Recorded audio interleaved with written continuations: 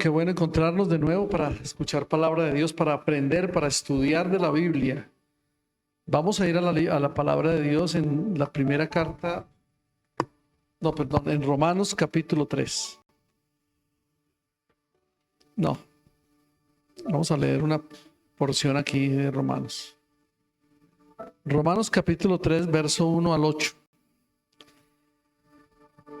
Dios permanece fiel. Amén. ¿Están ahí todos? Romanos 3, 1 al 8. Entonces, ¿cuál es la ventaja de ser judío?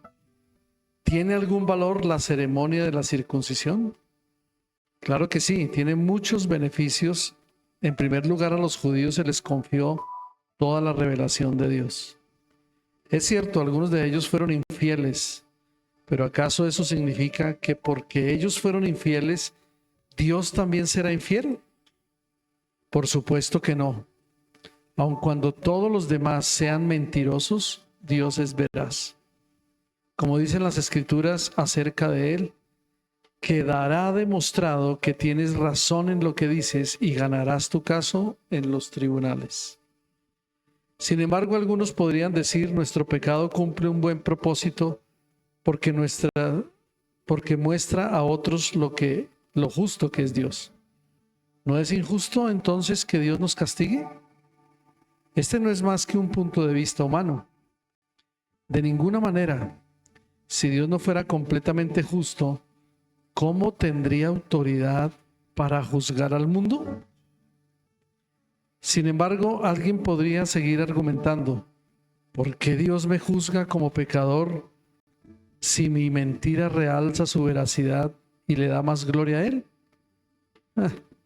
Algunos incluso nos difaman asegurando que nosotros decimos, cuanto más pecamos, mejor. Los que dicen tales cosas merecen ser condenados. Lo que quiere decir Pablo aquí es que Dios siempre va a permanecer fiel. Amén. Siempre va a ser un Dios fiel. La gente sí...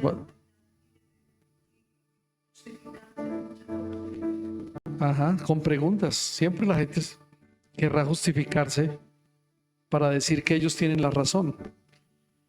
Pero la palabra de Dios es verdad. Amén.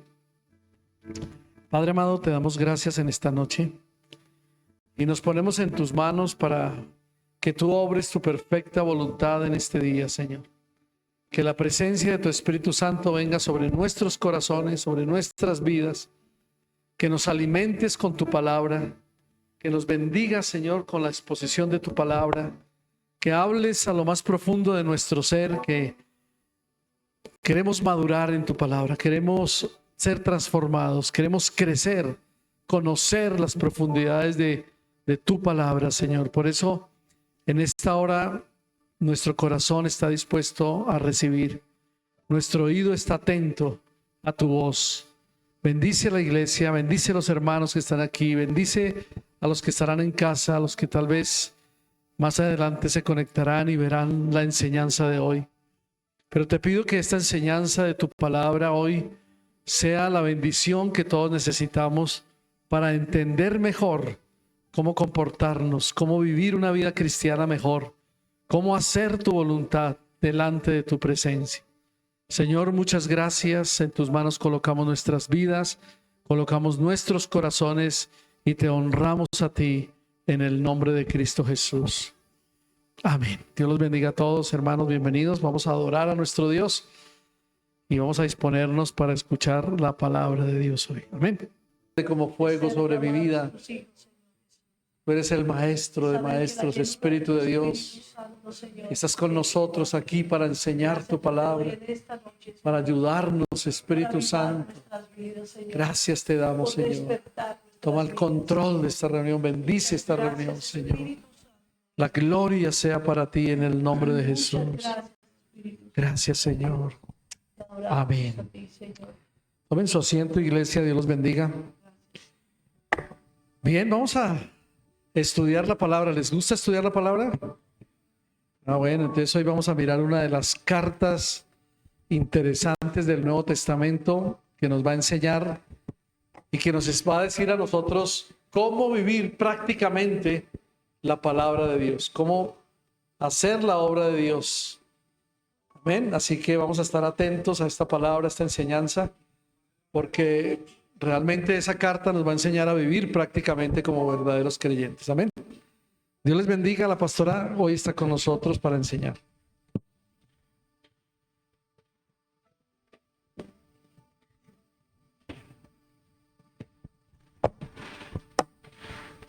Buenas noches, mis hermanos. Dios les bendiga.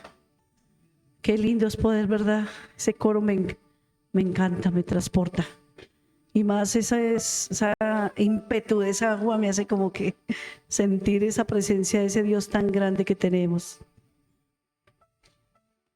Amén. Qué lindo. Bueno, como les prometimos, hoy vamos a comenzar a estudiar algunas de las cartas de la escritura del apóstol, de los apóstoles, ¿no? Y vamos a empezar por la carta de Santiago.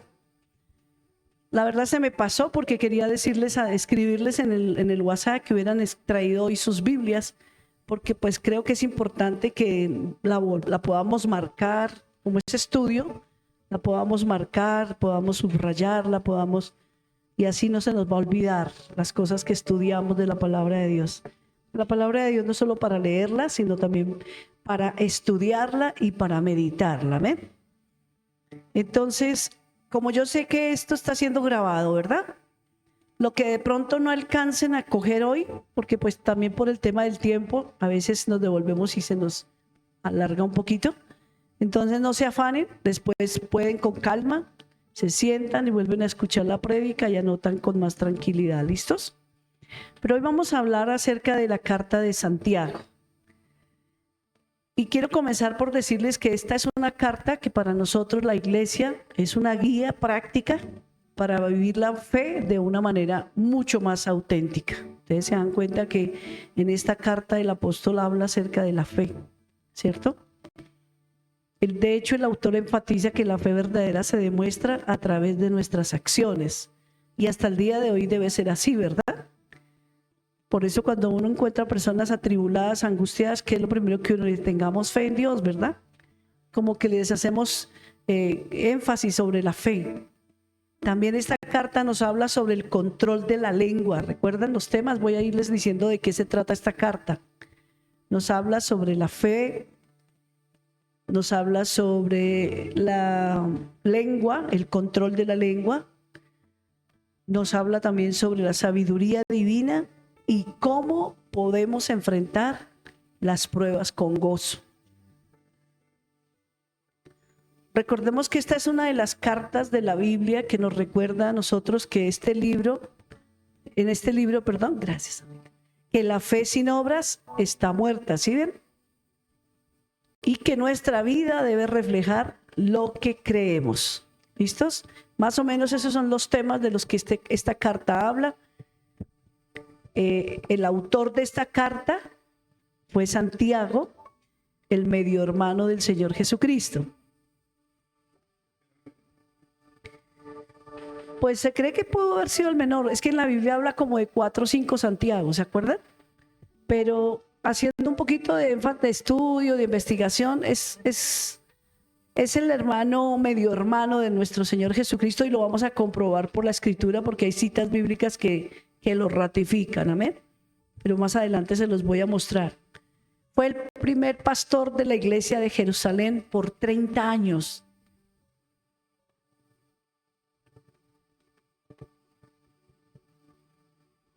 Este Santiago es el mismo Jacobo, ¿no? Cuando a veces se habla de Jacobo, ustedes se encuentran en Hechos que el pastor de la iglesia era Jacobo, pero se refiere a este mismo Santiago. ¿Listos? Esta carta se escribió entre el año 40 al 50 después de Cristo.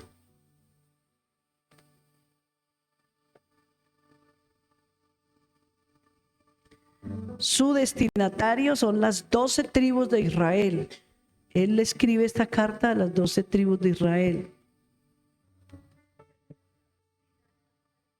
40 a 50 años después de Cristo, y se escribió a las 12 tribus de Israel. Exacto, su destinatario, sí. La idea principal de esta carta es cómo llevar una vida cristiana. Por eso nos debe interesar a nosotros hoy en día estudiar esta carta, ¿sí ven? Porque ahí vamos a encontrar consejos de lo que Dios quiere que nosotros en este tiempo vivamos.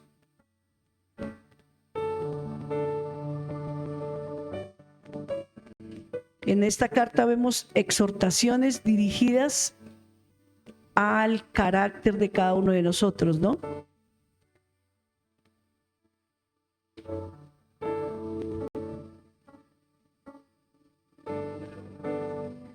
Cómo llevar una vida cristiana, y nos exhorta a cómo dirigirnos en nuestro carácter, o sea, nos forma nuestro carácter si la estudiamos minuciosamente. Y voy a leerles una partecita que respalda lo que yo les estoy diciendo. Dice la escritura en Santiago capítulo 1, verso 1: yo, Santiago, esclavo de Dios y del Señor Jesucristo, escribo esta carta, ahí está, ¿a quién se la escribe? A las 12 tribus, los creyentes judíos que están dispersos por el mundo. Reciban mis saludos. Si ustedes se dan cuenta, no es como la carta de los filipenses, que el apóstol Pablo se la escribe directamente a la iglesia de Filipo, de Éfeso, sino es una iglesia, por eso, una carta, a esta carta se le conoce, a la carta de primera de Pedro, segunda de Pedro, primera de Juan, segunda y tercera de Juan y Judas, se les conoce como cartas universales, ¿cierto? Porque son escritas no directamente o específicamente a una iglesia, sino son escritas para todas las iglesias, hasta nuestros días. Vean, nosotros hoy disfrutamos de estas enseñanzas, hoy podemos darnos cuenta de lo importante que es estudiar la escritura, ¿ven? Y por eso vuelvo a leer: yo, Santiago, esclavo de Dios y del Señor Jesucristo, escribo esta carta a las 12 tribus, los creyentes judíos que están dispersos por el mundo. Reciban mis saludos. ¿Listo? Les hablaba de que en la Biblia hay 3, 4, y creo que algunos comentaristas dicen que hasta 5 Santiagos. Me quiero enfatizar en el tercero para no alargar tanto la enseñanza, porque aquí yo ya hice una investigación sobre el primero, sobre el segundo, pero como queda descartado, me voy a enfatizar en el tercero. Y luego dice: tenemos a Santiago Jacobo, y era el hermano del Señor. Era hijo de María y de José, o sea que él fue un medio hermano del Señor Jesucristo. Eso lo dice Mateo capítulo 13, versículo 55, y se lo voy a leer, que dice: ¿no es este el hijo del carpintero? ¿No se llama su madre María y sus hermanos, ahí está, Jacobo, José, Simón y Judas? Recuerden que cuando habla Jacobo es el mismo Santiago, ¿no? Ahí lo están nombrando, ahí nos están recordando, nos está mostrando la Biblia que él era un medio hermano de nuestro Señor Jesucristo. ¿Y por qué un medio hermano? Porque recuerden que José no fue el que engendró a Jesús, ¿no? Entonces, por eso se le dice que es medio hermano. Dice que al comienzo del ministerio del Señor Jesucristo, sus hermanos no creían en él, incluyendo Santiago, pero que llegó el momento en que Jacobo o Santiago se convirtió en dirigente de la iglesia de Jerusalén. Llegó a ser el pastor de la iglesia. ¿Sí ven? En el capítulo 15 del libro de los Hechos encontramos que presidió el concilio de Jerusalén. Al menos él resumió todos los temas que se habían tratado e instó al concilio a tomar una decisión bajo la dirección del Espíritu Santo. Lo vemos ahí como el encargado de la iglesia. ¿Listos? Mateo, sí, pero Mateo capítulo 13, verso 55, sí, que es donde nos está ratificando que Santiago, o que se llama ahí Jacobo, es hermano del Señor Jesús. Ustedes recuerdan que llegaron allá donde el Señor estaba, y entonces la gente le dice a Jesús: mira, allá afuera están tus hermanos, ¿sí ven? Y se los nombra. Y el Señor dice: ¿mis hermanos? ¿Mi mamá? No, ustedes son mis hermanos, ustedes son mi familia, en otras palabras, ¿no? Porque ustedes son los que hacen la voluntad de mi Padre. Pero ahí lo que quiero ver es que lo nombra a Santiago, haciéndole énfasis a Jesús, que ahí está su hermano Santiago, ¿cierto? Y haciendo un poquito de averiguación sobre el tema de que algunos comentaristas dicen que había como una cierta competencia entre Santiago y Pablo por los temas que ellos tratan, porque tanto Pablo habla de las obras y la fe como lo hace Santiago, pero no es que haya entre ellos, ¿cómo se llama eso? Discordia, no. Sencillamente lo que puede pasar con cualquiera de nosotros, ¿cierto? Que hablamos el mismo tema, pero cada uno lo expone de diferente manera, ¿cierto? Porque el Espíritu Santo es uno solo. Entonces dice aquí, queda claro que el tema de Santiago no fueron las obras, sino la fe, que es el mismo tema que trató Pablo, ¿sí ven? Pero Santiago enfatizó lo que produce la fe. Entonces dice, tanto Santiago como Pablo hablaron mucho sobre la fe y las obras. Ellos presentaron los dos aspectos de la justificación por la fe, los cuales se ven claramente en los escritos de Pablo. ¿Sí ve? Dice que en primer lugar, en cuanto a la fe, hemos sido justificados, ¿cierto? Por la fe hemos sido justificados. No somos justificados, perdón, por obras. El apóstol Pablo escribió, porque por gracia sois salvos, ¿por medio de qué? De la fe. ¿Sí ven? Y esto no de vosotros, pues es don de Dios, no por obras, para que nadie se gloríe. Eso lo dice la escritura en Efesios 2:8. Y el apóstol Pablo también escribió, nos salvó no por obras de justicia que nosotros hubiéramos hecho, sino por su misericordia. ¿Sí ven? Entonces démonos cuenta que no es que lo que yo hago me gané la salvación.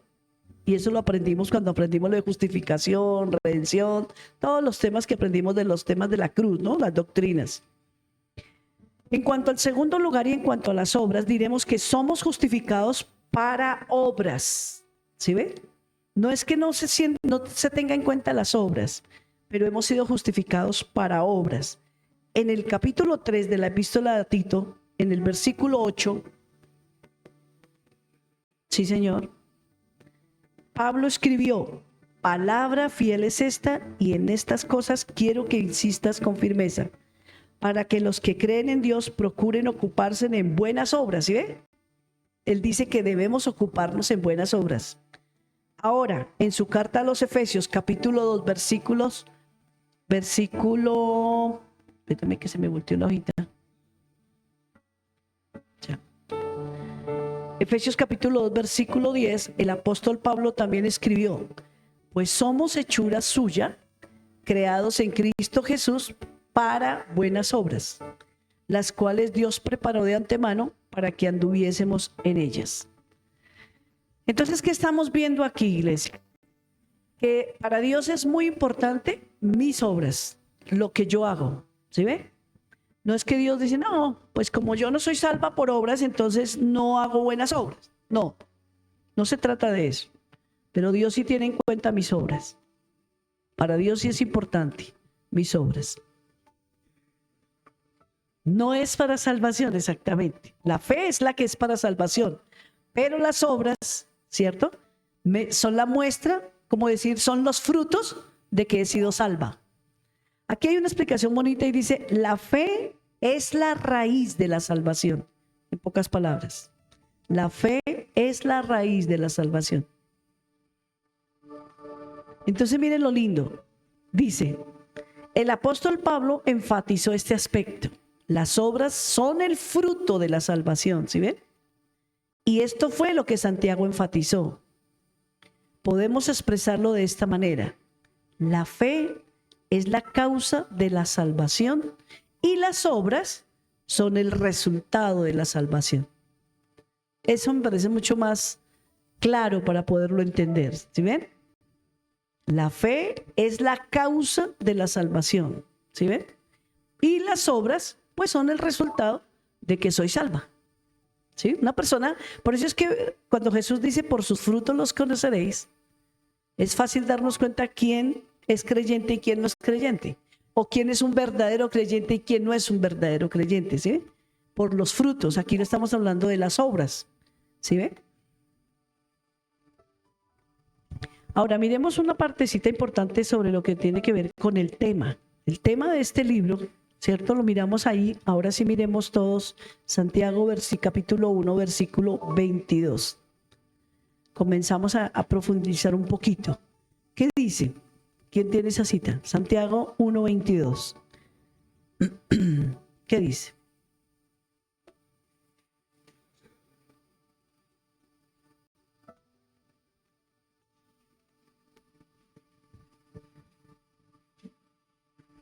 Mm, 22 dice, pero no es suficiente con solo oír el mensaje de Dios. Hay que obedecerlo. Si solo lo oyen sin hacer lo que dice, se están engañando a sí mismos. Ok. Miren lo importante que es que nosotros no olvidemos esta recomendación que nos hace el apóstol a nosotros como iglesia. En esta versión dice, no solo escuchen la palabra de Dios, tienen que ponerla en práctica. ¿Eso qué es? Obras, ¿cierto? De lo contrario, solamente se engañan a sí mismos.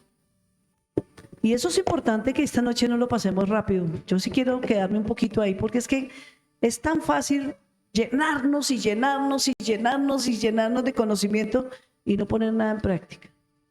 Y yo creo que no solo yo, la palabra nos dice a nosotros que cuando nosotros solamente recibimos y recibimos y recibimos, nos hacemos mayor responsables delante del Señor, ¿sí ven? Porque solo estamos engordando y engordando. ¿Y cuando transmitimos todo eso que hemos aprendido? ¿A quién le hemos hablado de los que nos rodean? ¿A cuántos les hemos predicado? ¿Cuántos nos hemos ganado? ¿Cuántos están a los caminos del Señor por causa de mi oración, por causa de mi predicación, por causa de mi invitación? ¿Cuántos? ¿Sí ven? Hagamos la cuenta y pensemos, porque la misma palabra es la que nos está diciendo, no solo escuchen la palabra de Dios, tienen que ponerla en práctica. Y eso es una cosa entre yo y Dios, entre tú y Dios. Solo tú y Dios saben hasta dónde estamos poniendo en práctica la palabra, ¿verdad? Y si el Espíritu Santo no nos acusa, bueno, estamos tranquilos. Pero si algo nos hace de ver allá adentro, es tiempo de que no sigamos durmiendo más, iglesia. Es tiempo de que pongamos en práctica lo que cada domingo venimos a escuchar, lo que cada miércoles venimos a aprender, aún los viernes en la reflexión que se hace antes de orar, cómo Dios nos ha venido ministrando y nos ha venido hablando. Pero pongámoslo en práctica, iglesia, pongámoslo en práctica. Amén. Y miremos el verso 20. A ver qué dice en el versículo 20. Sí, Santiago 1:20. Ah, no, perdón, capítulo 2, versículo 20, perdón, qué pena. Sí, 2:20. Dice, no sean tontos, la fe sin hechos no sirve para nada. ¿Sabes por qué? Mira la escritura, aquí dice en esta versión, qué tontería. ¿Acaso no te das cuenta de que la fe sin buenas acciones es inútil? Tremendo, ¿no? Bueno, léela ahí, Jairito. Sí. Dice, pero quiero saber, hombre vano, que la fe sin obras está muerta. Estos son los dos, digámoslo así, los dos versículos claves de esta epístola, iglesia, para que los subraye. Por eso, los que trajeron su Biblia, subráyenlo ahí como yo le escribí ahí la palabra ojo, ojo.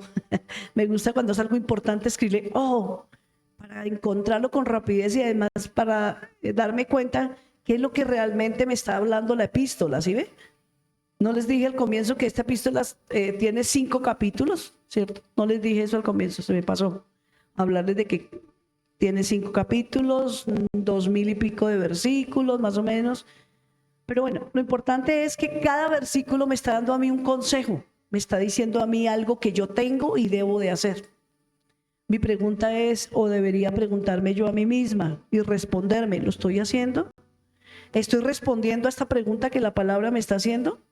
Primero me dice, sed hacedores de la palabra y no tan solamente oidor, engañándote a ti mismo, en otras palabras. Y luego me dice en el segundo, que es el capítulo 2, verso 20, que lo acabamos de leer, pero ¿quieres saber, hombre vano, que la fe sin obras está muerta? ¿Sí ven? Entonces, la epístola de Santiago trata sobre la ética del cristianismo. Esos dos temas importantísimos los tenemos que tener en cuenta. Y esa es la ética de nosotros como cristianos. Y básicamente esta epístola se refiere a eso, a las acciones, al comportamiento, a la vida que nosotros llevamos todos los días con el Señor, iglesia. Y no es tanto una carta doctrinal. Si ustedes se dan cuenta, ahí no estamos prácticamente aprendiendo mucha cosa en el sentido de que descubrió tal cosa el apóstol y nos lo está diciendo. No, sencillamente nos está hablando de qué es la fe, cómo obra la fe, pero que debe ir acompañada de obras. Y que debemos, como hijos de Dios, tener acción, hacer las cosas que Dios nos manda hacer. No seamos solamente oidores, y como dice, oidores olvidadizos, dice en otra versión, sino seamos ¿qué? Hacedores. Practiquemos la palabra del Señor. Dice que el apóstol Pablo era un hombre muy práctico, el apóstol Santiago, perdón, era un hombre muy práctico. La tradición cuenta que a él se le dio un sobrenombre y ese sobrenombre fue rodillas de un viejo camello. ¿Por qué? Porque pasó mucho tiempo sobre sus rodillas orando. Tremendo. Qué bonito aprender de los apóstoles, ¿cierto? Cómo fue su vida, qué hicieron, cómo murieron, qué precio tuvieron que pagar. Y ustedes dirán, ¿pero a cambio de qué? ¿A cambio de qué? De darle gracias al Señor por haber dado su vida por ellos. Y se enamoraron y se apasionaron tanto por el Señor que no les importó entregar sus vidas por Él. ¿Sí ve? Y yo me preguntaba cuando yo hacía este estudio, Señor, qué lejos estoy yo de todo esto. Qué lejos estamos nosotros de verdad de tener un evangelio tan comprometido como fue este hombre. Porque vamos a estudiar más hombres, ¿no? Más apóstoles. Pero un hombre sencillo, no perfecto, como cualquiera de nosotros, ¿sí? Pero que tomó una decisión en su corazón y se dedicó a vivir para Dios. Hoy quiero preguntarles, ¿estaremos nosotros dispuestos y preparados a querer vivir para Dios?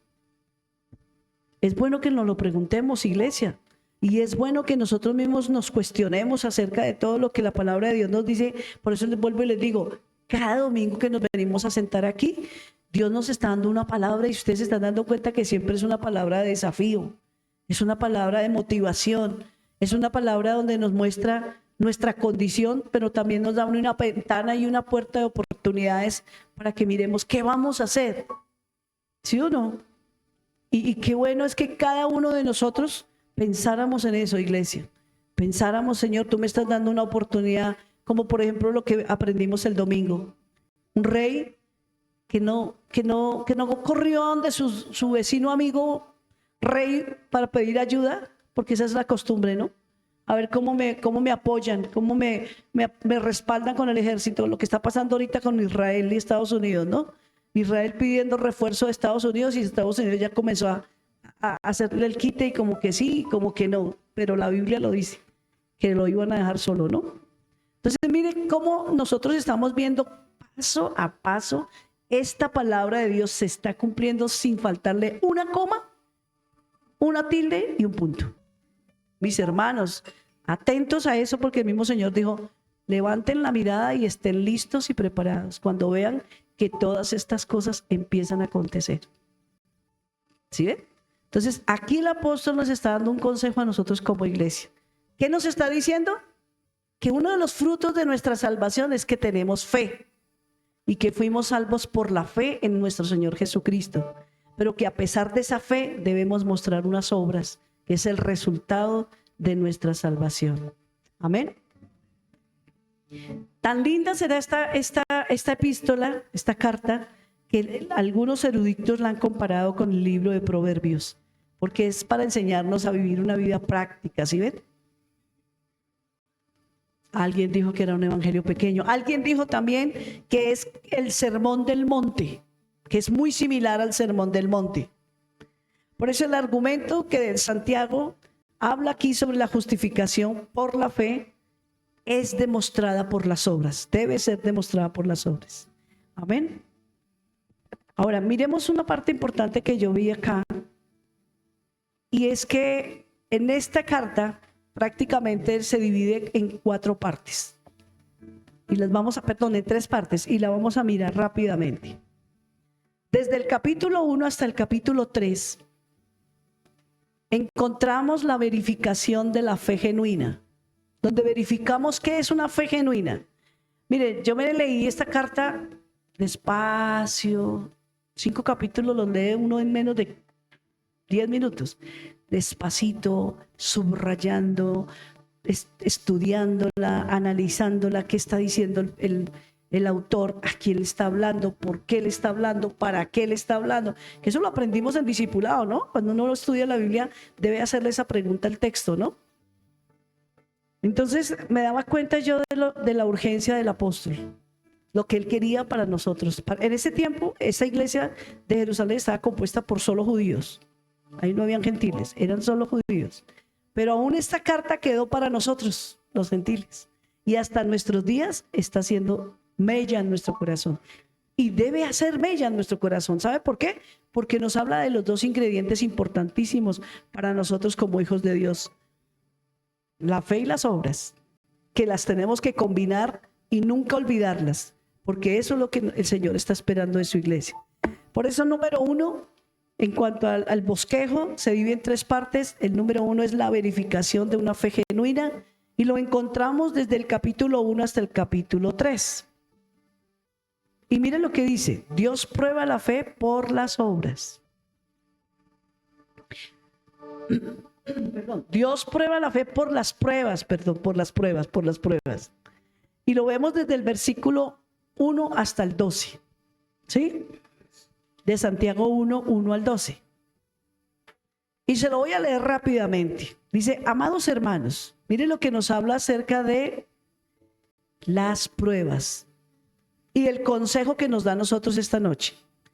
Amados hermanos, cuando tengan que enfrentar cualquier tipo de problemas, considérenlo como un tiempo para alegrarse mucho, porque ustedes saben que siempre que se pone a prueba la fe, la constancia tiene una oportunidad para desarrollarse. ¿Sí ven? Así que dejen que crezca, pues una vez que su constancia se haya desarrollado plenamente, serán perfectos y completos y no les faltará nada. Bueno, si necesitan sabiduría, pídasela a nuestro generoso Dios y Él se la dará. No los reprenderá por pedirla.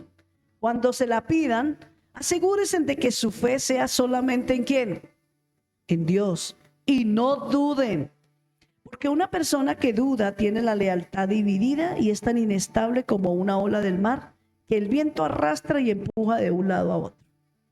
Esas personas no deberían esperar nada del Señor. Las personas que están dudando, desconfiando, ¿será que sí? ¿Será que no? No esperen que Dios haga el milagro, porque no lo va a hacer. ¿Sí ven? Y luego dice: su lealtad está dividida entre Dios y el mundo, y son inestables en todo lo que hacen. Los creyentes que son pobres pueden estar orgullosos porque Dios los ha honrado. Y los que son ricos deberían estar orgullosos de que Dios los ha humillado. Se marchitarán como una pequeña flor del campo. Cuando el sol calienta mucho y se seca el pasto, la flor pierde su fuerza, cae y desaparece su belleza. De la misma manera se marchitarán los ricos junto con todos sus logros. ¿Qué está diciendo el apóstol aquí? Cuando nosotros pasemos por una prueba, no nos angustiemos, no nos afanemos. ¿Sí ve que él hace un énfasis ahí? Dice: estén tranquilos y estén contentos. Ustedes dirán: ay, no, pastora, pero ¿quién pasando por una prueba que se queda sin trabajo? Y ahí, upi, me quedé sin trabajo, qué chévere, ya no tengo que comer, no tengo que hacer. ¿Sí ven? No a nadie. Pero miren que la fe debe ser tan grande en nosotros y debemos ser tan maduros que aunque tengamos una prueba, ¿por qué nos tenemos que desesperar y correr de un lado a otro y angustiarnos? ¿Sí ve? Dios prueba la fe por las pruebas. ¿Sí ve? Él nos pone la pruebita, ¿cierto? Ojo a esto, la prueba, no la tentación. Es muy diferente la prueba a la tentación, y el mismo Santiago dice: cuando alguno es tentado, no diga que es de parte de Dios, porque Dios no tienta a nadie. Pero Dios sí prueba a su pueblo. ¿Sí está claro eso? Okay. ¿Qué pasa cuando tenemos una prueba? ¿Qué desarrollamos nosotros cuando tenemos pruebas? Fe ¿Qué más? Paciencia. Y esa es la razón, esperanza, esa es la razón por la que el apóstol dice aquí de que hay un doble resultado cuando pasamos por una prueba, porque ella nos ayuda a desarrollar la paciencia en esta vida. Es aquí donde necesitamos paciencia, no allá en el cielo, porque allá todo va a ser divino, ¿sí o no? Pero aquí no. Entonces es aquí donde necesitamos paciencia. Ahora dice el versículo 12 que vamos a tener una recompensa en el más allá. ¿Sí o no? Lo acabamos de leer. En el verso 12, ¿qué dice? Dios bendice a los que soportan con paciencia las pruebas y las tentaciones, porque después de superarlas van a recibir la corona de vida que Dios le ha prometido a los que lo aman. ¿Será que es importante que tú y yo le preguntemos o le pidamos a Dios que nos enamoremos de Él? Yo creo que sí. Porque una de las cosas que a veces a personas les hace abandonar el camino del Señor es porque no hay un verdadero amor en sus corazones hacia Dios. Ahí es una costumbre. Y a veces con Dios nos pasa como pasa con las parejas, ¿no? Hay relaciones de esposos o de novios que se vuelven costumbre. Y eso es feo. No hay que dejar que la relación llegue allá. Porque se daña, la relación se daña. Inmediatamente la persona se aburre, uno de los dos se aburre y se cansa. Se me volvió una costumbre, siempre lo mismo, a todas horas lo mismo, igual todos los días. ¡Qué pereza! Entonces no hay que dejar que eso pase. Y a veces con Dios pasa lo mismo. ¿Por qué? Porque no pasamos tiempo con el Señor, porque no lo buscamos, porque no amamos su palabra, porque no leemos, porque no lo conocemos. Entonces al no conocerlo, pues ignoramos muchas cosas de Él. Y es más fácil entonces dejar de lado lo que supuestamente era importante e irnos tras otras cosas. ¿De acuerdo? Dios, dice la Escritura, Dios no prueba la fe con el mal. ¿Ustedes se han dado cuenta? En el capítulo 1, verso 13 al 21, lo que pasa es que por tiempo no lo podemos leer, pero ustedes léanlo en casa. Anoten ese título ahí. Dios no prueba la fe con el mal, porque el mal proviene de nuestro interior, de nuestra naturaleza pecaminosa. Pero sí les quiero leer el versículo 14 donde dice eso. Dice, las tentaciones o la tentación viene de nuestros propios deseos, ¿sí o no? Los cuales nos seducen y nos arrastran. Entonces, ¿de dónde vienen las tentaciones? De nosotros mismos. Más si le hemos abierto puertas, más si vemos cosas que no deberíamos ver. Ahorita con tan fácil que es por eso es el peligro de que los niños manejen tanto los celulares, porque están ahí ya a abrir páginas de todas las que quieran ver y contaminados hasta... Estamos viendo lo que está pasando en nuestro país, ¿no? Niños de 14 y 15 años disparando ya como matar perros, matar animalitos, que ni siquiera yo creo que con un perrito se hace eso. Entonces, iglesia, démonos cuenta lo importante que es tener en cuenta que no somos tan buenos como muchas veces creemos que somos buenos. Por eso necesitamos todos los días decirle al Señor, Señor, enamórame de ti. Yo sola no puedo, Dios. Yo solo no puedo. A veces nos creemos autosuficientes, a veces nos creemos tan seguros. Es un peligro cuando nos sentimos tan seguros de nosotros mismos. ¿Sabe por qué? Porque el enemigo conoce eso y puede venir contra nosotros. Como dicen, nos mueven un poquito el andamio y al piso vamos a dar. Necesitamos confiar en Dios y en su palabra. Pero para poder confiar en Dios y en su palabra, tú y yo tenemos que vivir más leyendo su palabra, hermanos. Con venir a escuchar el miércoles, el domingo y el viernes no es suficiente, no nos alcanza. O lo que tú almuerzas el domingo te alcanza para toda la semana. No, tú almuerzas el domingo y el lunes vuelves a almorzar y el martes vuelves a almorzar y el miércoles tienes que volver a almorzar, ¿o no? Y desayunar y cenar. Así nos pasa en lo espiritual.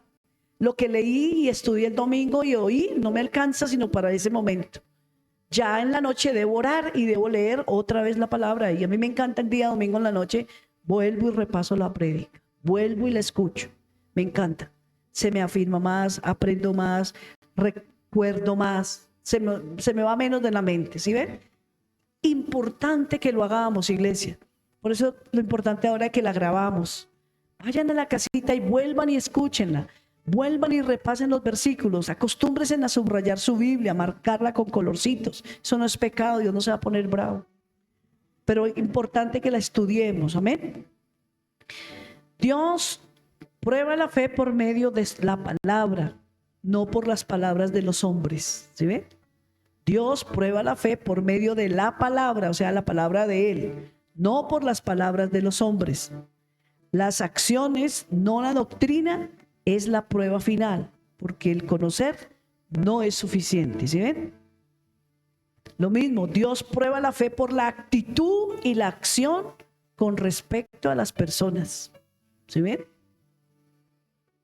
Dios también prueba nuestra fe por medio de nuestras buenas obras. Y si no, miremos el ejemplo de Abraham. Fue una ilustración de buenas obras, ¿sí o no?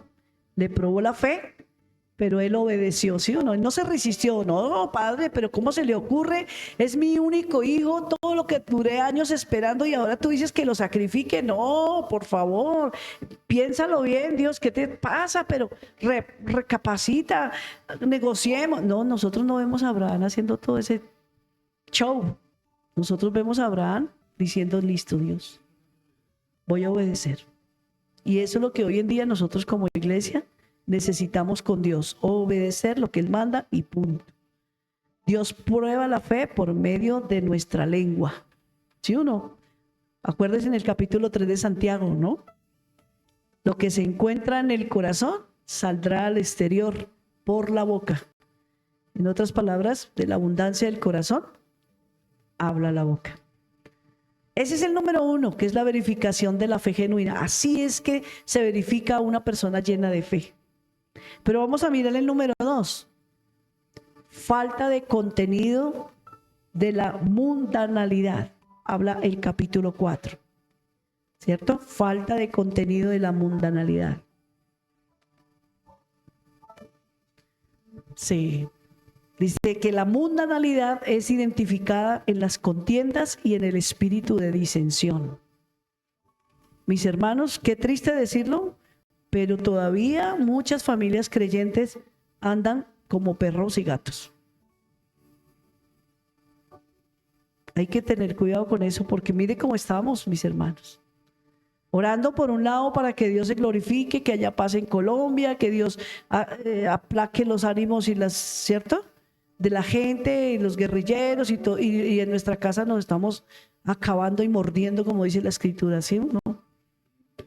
Llenos de odio, llenos de rabia, llenos de rencor, llenos de resentimiento. Eso es abrirle puertas al enemigo, mis hermanos. Eso es traer maldición sobre nosotros. ¿Por qué? Porque la palabra de Dios no nos manda a hacer todas las cosas que la escritura, ustedes leen los mandamientos y los mandamientos dicen otra cosa muy diferente a lo que hoy en día se vive en las casas. Por eso, mis hermanos, démonos cuenta que es importante. Miremos un momentico el capítulo 4, verso 1 y 2. El segundo punto se llama falta de contenido de la mundanalidad. Es el capítulo 4. Habla verso 1 y 2. Dice la escritura, ¿qué es lo que causa las disputas y las peleas entre ustedes? ¿Acaso no surgen de los malos deseos que combaten en su interior? Desean lo que no tienen, entonces traman hasta matan para conseguirlo. Envidian lo que otros tienen, pero no pueden obtenerlo. Por eso luchan y les hacen la guerra para quitárselo. Sin embargo, no tienen lo que desean porque no se lo piden a Dios. Tengo una solución. Cuando yo quiero algo, no es ir a matar al otro para quitárselo, porque quiero que sea mío y siento rabia que lo tiene, porque tiene una mejor casa, o porque tiene un mejor carro, o porque tiene un mejor vestido, o porque tiene un mejor... No, yo quiero eso y lo acabo porque se lo quito. ¿Por qué no se lo pido a Dios? Ahí me lo está diciendo, ¿sí o no? ¿Por qué no se lo pido a Dios? No para competir, no para humillar al otro, no para sentirme superior al otro, pero sí para decir, Señor, gracias. Yo quiero esto, Señor, regálamelo. Mire que es fácil, de verdad es sencillo. El problema es que, como lo dice aquí la escritura, yo no sé, creo que hay otra versión. ¿Tú tienes Reina Valera? Léelo ahí en esa versión. El versículo 1, 2 y 3. Sí, Señor. ¿De dónde vienen las guerras y los pleitos entre vosotros? ¿No es de vuestras pasiones las cuales combaten en vuestros miembros? Codiciáis y no tenéis, matás y ardéis Envidia. ardéis de envidia y nada podéis alcanzar. Combatís y lucháis, pero no tenéis lo que deseáis porque no pides. Pedí, pero no recibes porque pedís mal para gastar en vuestros deleites. ¿Queda claro? Yo creo que eso no necesita mucha explicación, pero lo que sí necesitamos es nosotros mirarnos a nosotros mismos y ver Aplicarnos. qué estamos haciendo. Porque desafortunadamente, vuelvo y lo repito, de esto se ve en muchos hogares cristianos. Una envidia entre los mismos esposos, hijos con los padres, padres con los hijos, y una garrotera así. ¿Y por qué le tengo que hacer caso? ¿Y por qué me tengo que sujetar? ¿Y por qué tengo que estar? ¿Y por qué? ¿Y por qué? Y todo el tiempo es un espíritu que se ha metido a dividir las familias, a destruir lo que Dios quiere construir, a dañar lo que Dios ha arreglado. Nosotros mismos, miren, no le vamos a echar aquí la culpa al diablo, que aquí no hay diablo que aparezca por ningún lado. Dice que nuestra naturaleza, nuestros deseos, la forma que vivimos allá adentro, la falta de Dios en nuestro corazón, dice aquí, las envidias, porque arden sus corazones, traman hasta que matan para conseguirlo, envidian lo que otros tienen, ¿sí ve? Pregúntate, Señor, perdóname, muéstrame, ¿soy yo envidiosa?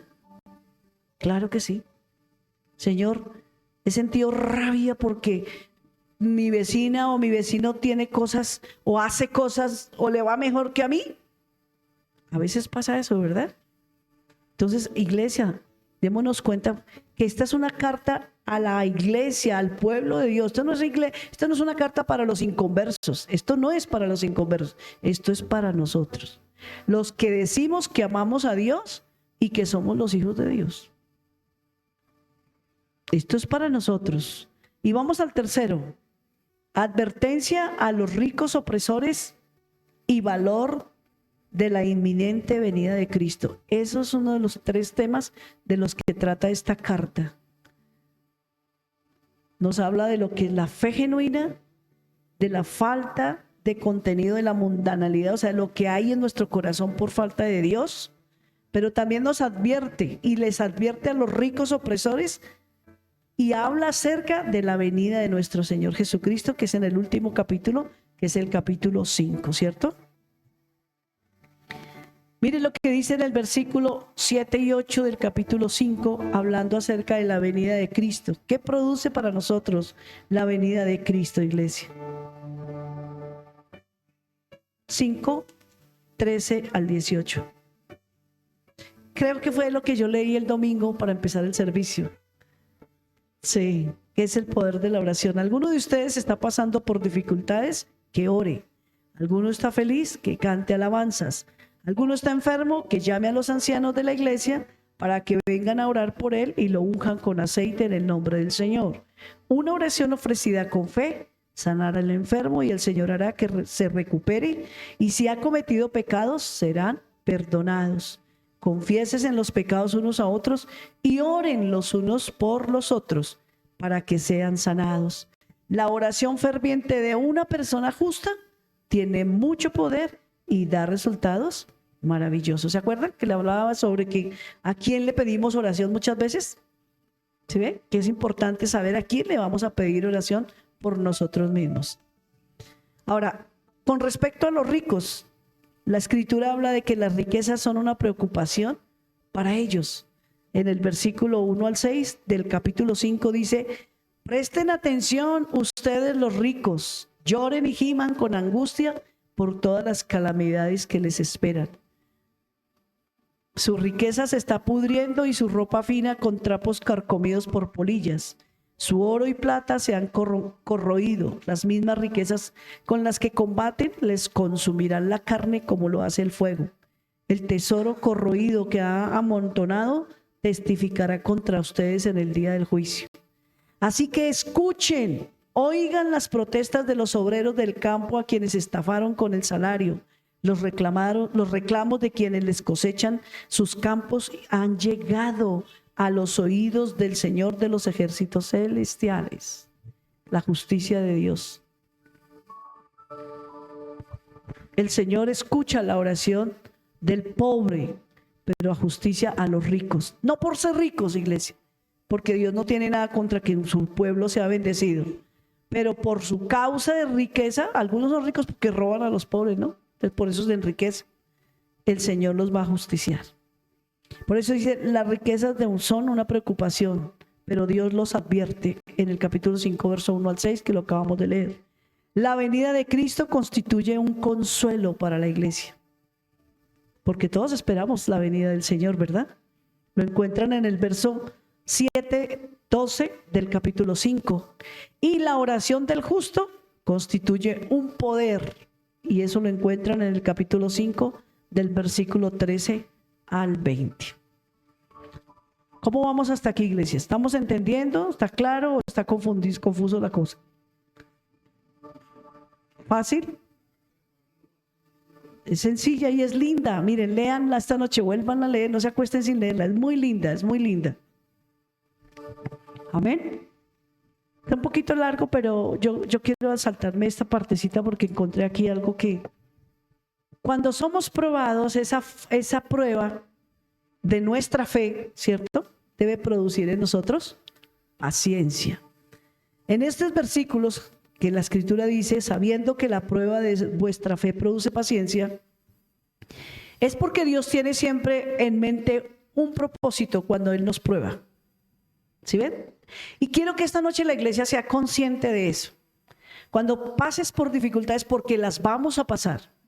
Aquí dice, ¿por qué te aterras cuando eres probado? ¿Por qué te asustas? ¿Por qué tu corazón se llena de angustia?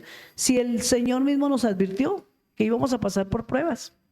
Es normal que un cristiano pase pruebas, ¿cierto?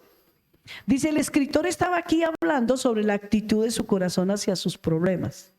El tiempo en el original griego es tiempo aoristoio, que sugiere que la alegría debe ser el resultado de la prueba. Por eso es que él dice, sabiendo que la prueba de vuestra fe produce paciencia y que cuando nos encontremos en diversas pruebas, pues estemos tranquilos y contentos. ¿Sí ven?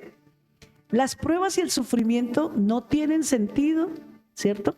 Y el hecho mismo que Dios nos pruebe sería para nosotros irracional, a no ser que exista un buen propósito para que Dios nos pruebe. Y siempre que nosotros somos probados es por un propósito. Siempre, siempre. Oiga, Dios no dice, ay, estoy como aburrido. Venga, cojamos aquí a Aura y la ponemos a dar vueltas porque quiero divertirme un ratico con ella y para que pase pruebas. Y yo me carcajeo aquí de la risa. No, Él no es así con nosotros.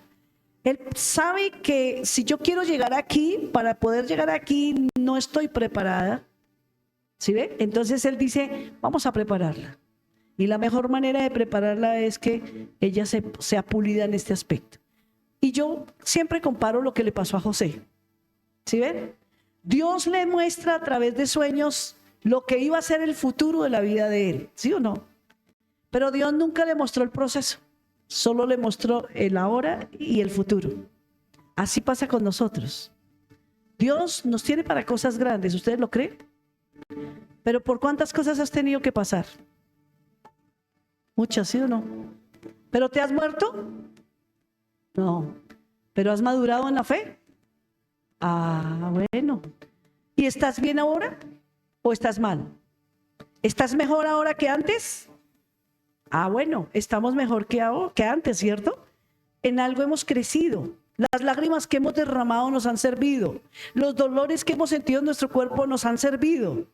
¿Sí ve? Humanamente, racionalmente podríamos decir, no, pero no, porque quisiéramos, como alguien dijo, pasar el desierto en avioneta que no nos toque caminar y llegar al otro lado de la tierra prometida. No. El pueblo de Israel, para llegar a la tierra prometida, a disfrutar de la bendición, le tocó a pie por el desierto. Enfrentar fieras, enfrentar el frío, enfrentar el calor, enfrentar el hambre, enfrentar la sed, enfrentar los choques entre ellos mismos y las quejas, Porque Moisés, ¿para qué nos trajiste aquí? ¿Por qué no habían tumbas en Egipto? ¿Para qué nos vas a traer a morir aquí? Y hablen y murmuren, es que Moisés se cree Dios. Es que mire lo que pasa hoy en día. Es que mire ese pastor, es que mire ese pastor, es que mire como, ay, ña, y murmuramos y murmuramos y murmuramos. ¿Y qué pasa cuando murmuramos tanto? Perdemos la bendición. El pueblo de Israel perdió la bendición. Esa generación no entró a conocer la tierra prometida. ¿No les parece a ustedes muy triste eso? Haber tenido que enfrentar todo lo que tuvieron que enfrentar. Enemigos en el camino, fieras en el desierto, frío por la noche, calor en el día, falta de agua porque sentían sed. Pero su queja y su queja y su queja y su malestar y su insatisfacción produjo que Dios dijera: ustedes no van a ver la tierra prometida. Y no vieron la tierra prometida, la vieron sus hijos, los que no se quejaron, los que siendo niños creyeron más que los que eran adultos y se creyeron sabios Salomones. Por eso yo les doy un consejo esta noche, iglesia: no critiquemos, no juzguemos, no murmuremos. Así tú dices, lo hago allá en mi casa y los pastores no oyen. No importa, no lo queremos oír nosotros. No murmuremos de ninguno hermano de la iglesia. No murmuremos de nada de lo que pasa en la iglesia. No hablemos frente a gente que ni siquiera tiene que ver nada con la iglesia de las cosas que no nos gustan en la iglesia. Quedémonos callados y vamos a ver que la mano de Dios va un día a levantarnos y va a ayudarnos. Pero eso seca, eso detiene la marcha, eso impide la bendición. Eso le pasó al pueblo de Israel. Esta carta fue escrita precisamente a ese pueblo, a esos judíos que todavía, a pesar de que pasaron los años, no aprendían. Y seguían ahí en lo mismo y seguían en lo mismo. Por eso el apóstol tiene que escribirles que a través del sufrimiento ellos van a ser purificados, como se prueba el oro, ¿sí o no? Tú y yo vamos a ser probados. Y entre más rejunjuñemos, y entre más murmuremos, y entre más nos quejemos, y entre más manoteemos, y entre más levantemos los hombros, y entre más el Señor más nos deja ahí. Más nos deja ahí. Porque eso es como ese papá que quiere ayudar a su hijo, pero el chiquito se le tira al piso, le hace pataleta, y es lo que él diga, y es lo que él quiera. ¿Usted cree que el papá, si es un papá que tiene carácter, no va a hacer lo que el niño quiere? ¿Sí o no? Pues si es un papá sin carácter, pues por la pena y la vergüenza del que dirán, hace lo que el niño dice. Pero si es un papá que tiene carácter y sabe lo que es ser papá, no va a hacer lo que el niño dice. Y Dios es ese papá. Así yo le haga pucheros y le haga todo lo que le haga, yo creo que él se sonríe y me toca la cabeza y dice: tranquila, no me preocupe. Por más que te afanes, no puedes añadir a tu estatura un codo de descanso. Y ahí me deja. ¿Yo qué tengo que hacer? Ay, Señor, perdóname, yo ya sé que estoy haciéndolo mal. Ayúdame, Dios. Cuando yo me humillo, cuando yo bajo la cabeza a Dios, cuando yo reconozco que en mis fuerzas no puedo, entonces, ¿se acuerdan lo que leímos en el versículo? En lugar de sentir envidia por lo que los otros tienen, pídasela a Dios, que Dios también a usted le puede dar. Entonces, cuando yo le digo: perdón, Señor, ayúdame, Él viene y me ayuda. Porque la Escritura dice que el que se humilla, Dios lo levanta. Pero el que se cree soberbio, que se lo sabe todo, Dios lo humilla. Y cuando Dios humilla, ay, mis hermanos, eso sí que deja huella. Por eso aquí dice: cuando las presiones exteriores de la prueba se sienten sobre nosotros y somos colocados en los fuegos de la adversidad, la tragedia y el sufrimiento, la actitud de la fe debería ser creer que Dios ha permitido esas pruebas con un propósito y que Él tiene a la vista un objetivo elevado y noble. Y podemos saber que Dios está actuando y produciendo algo en nuestras vidas. Qué bueno es poder ser. A esa madurez tenemos que llegar, mis hermanos. A eso tenemos que llegar.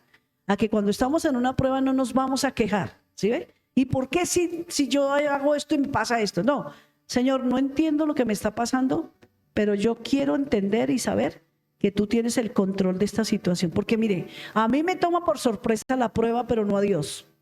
No a Dios. Entonces, como yo no dependo de mí, sino de Dios, ¿qué hago yo? Pues me voy y hablo con Él.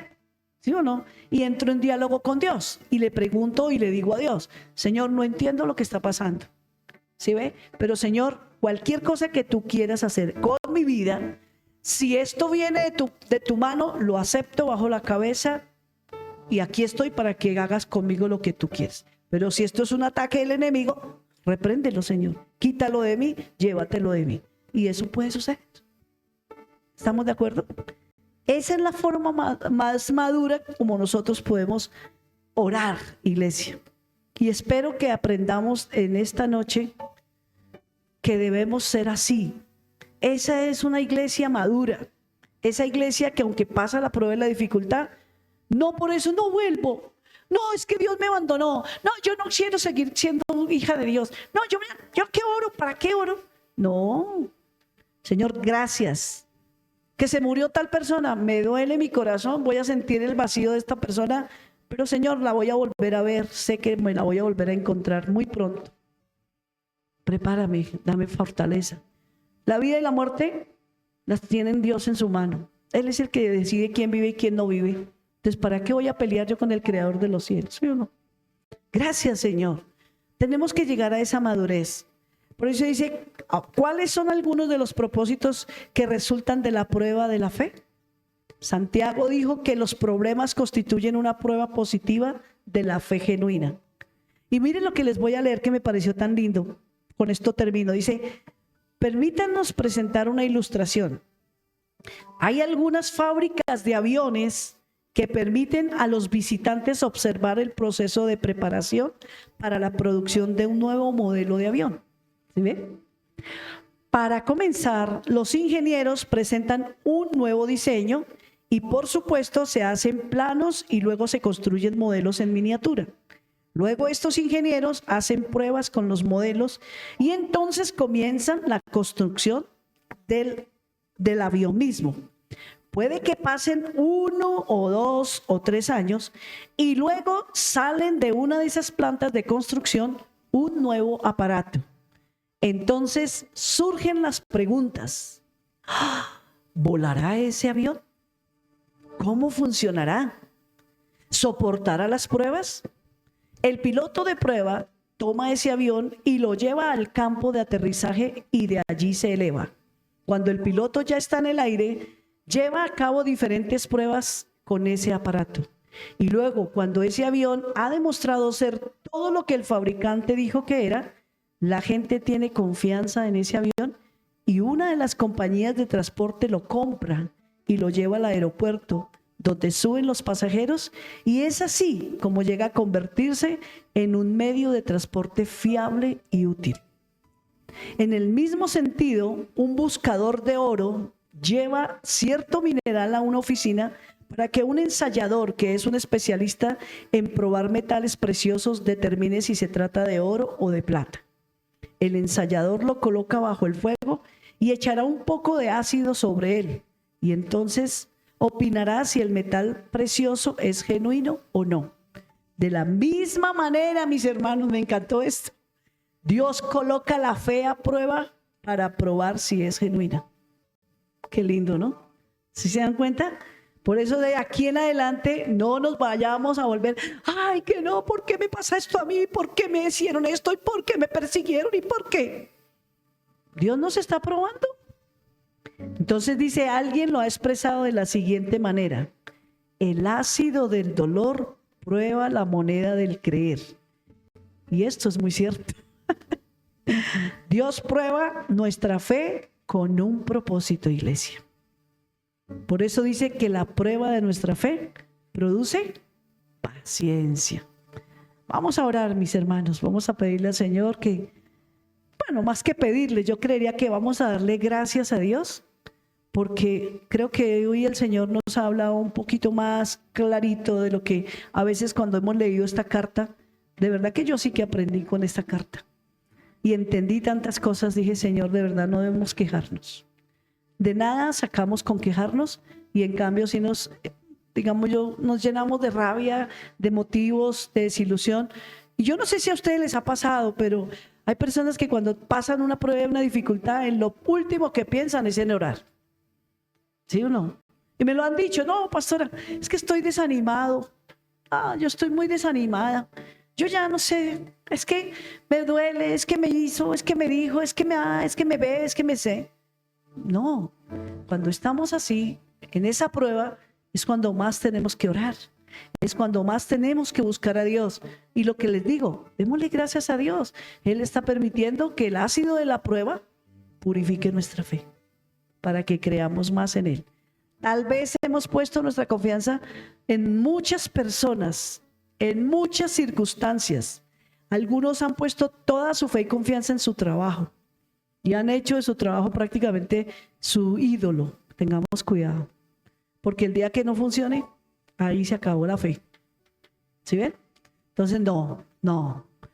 Esto del trabajo, esto de familia, esto aún de la iglesia, esto de las relaciones, esto de las amistades, son medios que Dios usa para que socialicemos, para que no vivamos en un anonimato, para que entendamos que nos necesitamos los unos a los otros, pero eso no tiene que ser la pauta para que a mí me haga orar o no me haga orar, me desilusione o me ilusione. Yo tengo una amistad con Dios y debo ser clara en esa amistad con Dios, amén. No debo revolver una cosa con la otra, debo ser clara y entender que a pesar de, yo tengo una amistad con mi Dios y Él no me falla.